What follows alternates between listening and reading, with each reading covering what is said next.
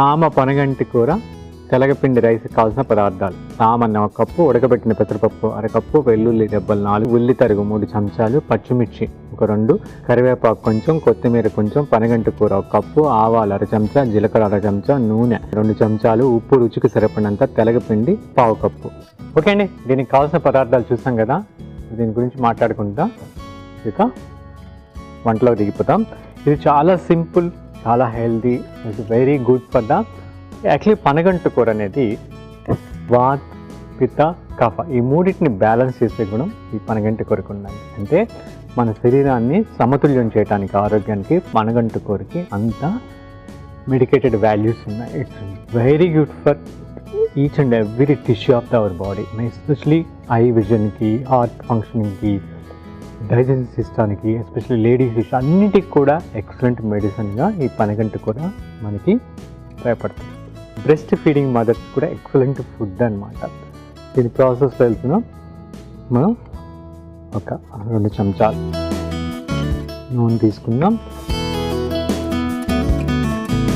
ఇది కూడా చాలా హల్కా ఫుడ్ అండి. Okay, light food. ఎండాకాలం ఎప్పుడు కూడా లైట్గా ఉండే ఫుడ్. సామలు, దాన్ని కూడా మనం ఒక 4 hours నానబెట్టి పొడిగా వండుకున్నాం. అది కూడా హల్కాగా డైజెస్ట్ అవుతుంది, ఎలాంటి ఇష్యూస్ ఉండవు. ఓకే, ఈజీగా డైజెస్టిబుల్గా ఉండాలి, మన బాడీకి తేలిగ్గా ఉండాలి, బాడీని కూల్ చేసేటట్టు ఉండాలన్నమాట.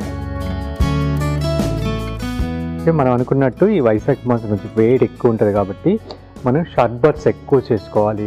అదిగా వాటర్లో మనం రాత్రి నీళ్ళు బాగా కాగబెట్టేసి ఒక బిందెలో దాన్ని పొద్దునే చల్లారిన తర్వాత దాన్ని కుండలోకి మార్చుకొని ఒక మూటలో కొంచెం ధనియాలు, కొంచెం వట్టి వేరు మూట కట్టి దాంట్లో వేసేసేసి ఆ నీటిని మనం రోజంతా తాగుతుంటే మనకి చాలా మంచిది.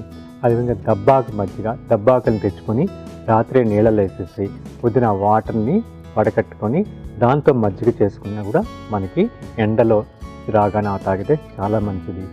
అంబలి మజ్జిగలో చాలా వెరైటీస్, అంటే పుదీనా మజ్జిగ, దాంట్లో కూడా బ్లాక్ సాల్టు, ఓకే, జీలకర్ర పొడి, కరివేపాకు, కొత్తిమీర, అల్లం అలాంటివి వేసుకొని మనం మసాలా మజ్జిగలాగా చేయటం చేసుకుంటా ఉంటే చక్కగా మనకి ఆరోగ్యానికి ఆరోగ్యం, రుచికి రుచి ఉంటుంది. ఆవాల తర్వాత జీలకర్ర వేసుకుందాం.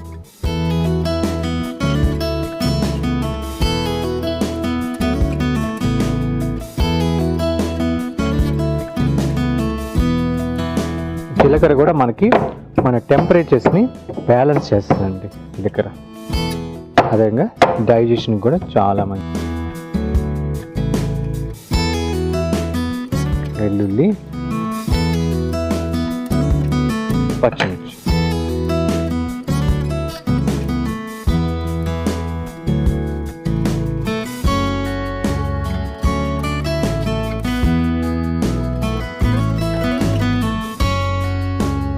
కొంచెం ఆ వెల్లుల్లి సారం అంతా ఈ యొక్క ఆయిల్లో దిగిన తర్వాత కొంచెం కరివేపాకు యాడ్ చేద్దాం.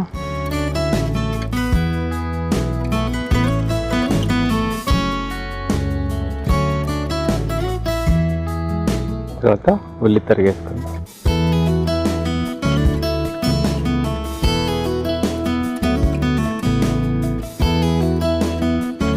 మూత పెట్టి ఒక 2 to 3 minutes ఆ ఉల్లిపాయ కొంచెం మెత్తగా అయిందాక మనం మగ్గనిద్దాము. ఎస్పెషలీ పనగంటి కూరని ఖచ్చితంగా మనం డైట్లో ఈ టైంలో మనకి బాగా వస్తుంది తీసుకోవచ్చు.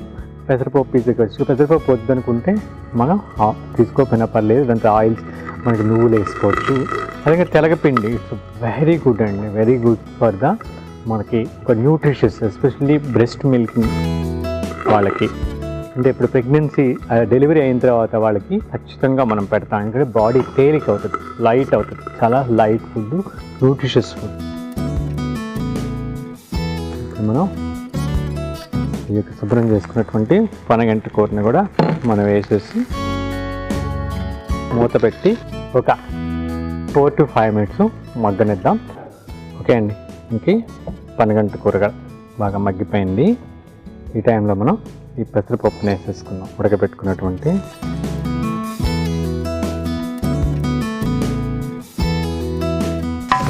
ఒక 1 minute.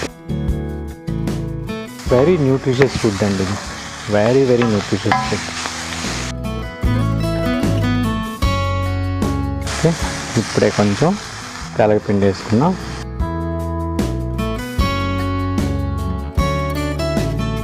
తర్వాత ఉడకబెట్టుకున్నటువంటి అంటే వండి పెట్టుకున్నటువంటి సామ రైస్ని కూడా మనం యాడ్ చేసుకున్నాం. తర్వాత తగినంత ఉప్పు, కొంచెం కొత్తిమీర వేసి స్టవ్ ఆపేసుకుందాం. ఆపేసి దీన్ని ప్రాపర్గా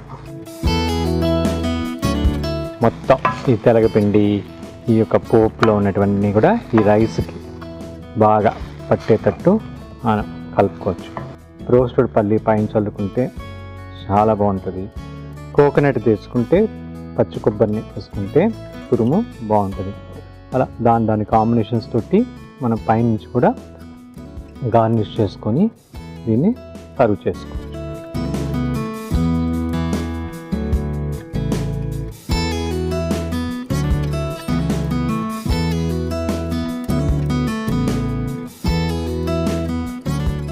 సర్వింగ్ ప్లేట్లో తీసి సర్వ్ చేసేసుకుంటాను.